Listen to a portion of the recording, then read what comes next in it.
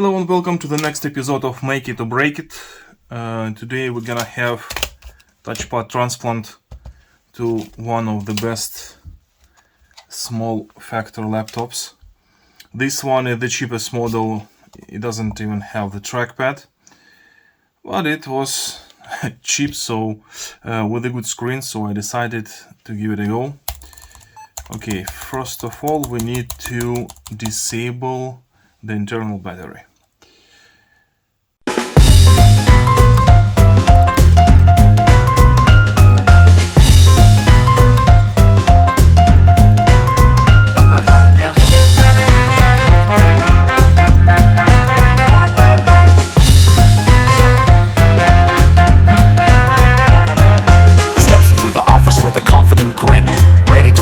To reboot and begin, but every time he fiddles, oh what a plight. The screen goes black and the room loses light. He says, I'll fix that printer, just give me a sec.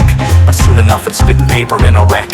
He swaps the RAM with a boastful cheer, and suddenly the system whispers, not here.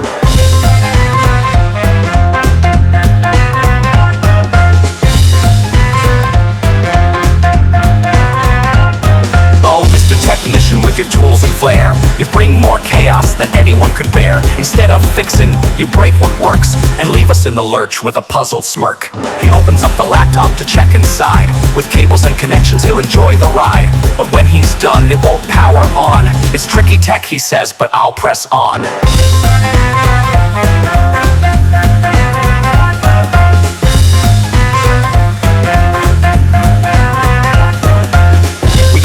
When all else fails, but he leaves us waiting through our emails. For every key he touches, things go wrong. It's like a wacky, miswired song. The scanner's now a fancy paperweight. The monitor's just showing static great.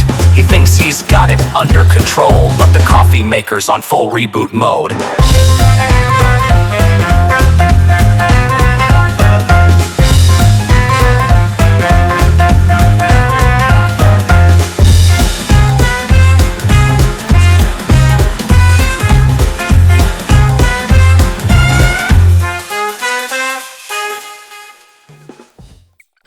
Okay, upgrade matter. It's only pretty at the speed of Almer purely, yeah. Yeah. No stage right. Pretty good. Yeah. The scanner's now a fancy paperweight. The monitor's just showing static great. He thinks he's got it under control, but the coffee maker's on full reboot mode.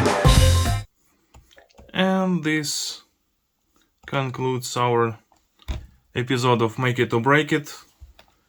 ThinkPad X270 touchpad swap didn't fix any issues that we had with it.